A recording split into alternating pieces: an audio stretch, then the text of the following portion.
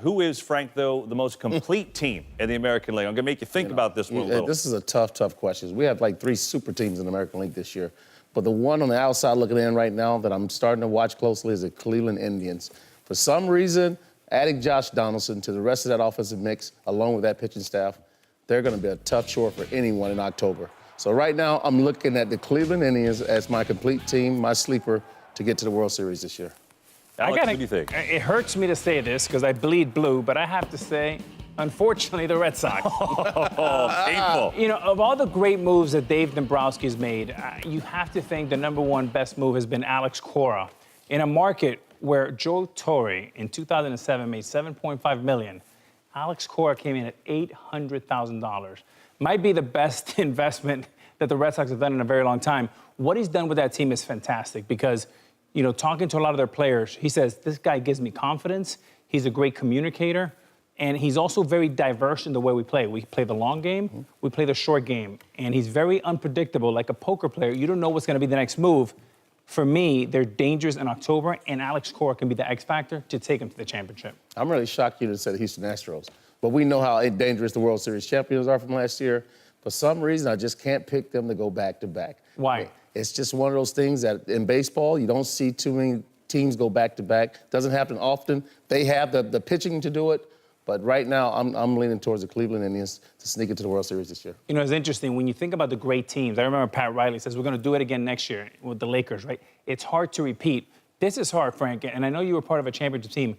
When a team wins a championship, there's a small part of you that dies.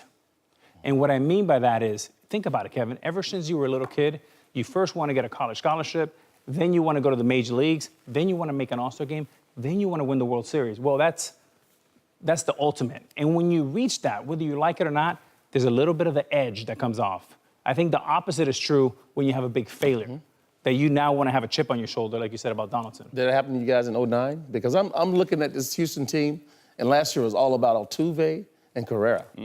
And now we're talking about Bregman as the MVP of that club and a chance for the league MVP. So you're right about that. I'm asking that question because I've seen teams, they go separate ways after they win a championship. It's really hard to keep that team together for a second run. I think we're pretty good, but even if you have a 10 or 20% drop-off, you cannot win in this league at 80%.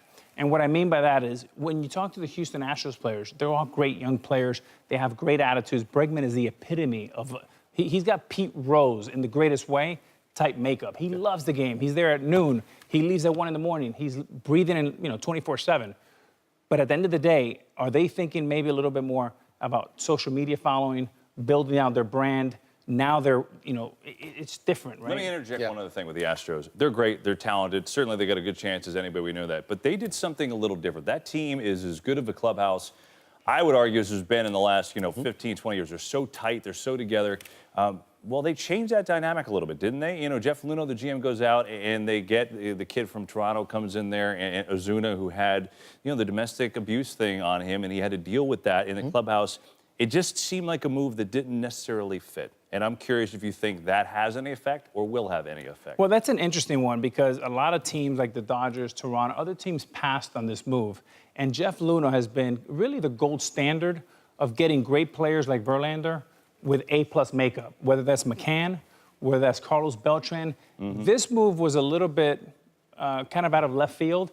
And again, they signed this young man. And again, I don't know much about his situation, but I do know they went they lost, 10 out of 12.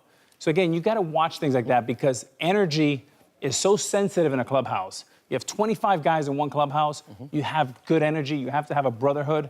And sometimes, I know some players spoke out about it in a negative way. So that's a great question, Verlander, Kevin. one of them, by the way. Right.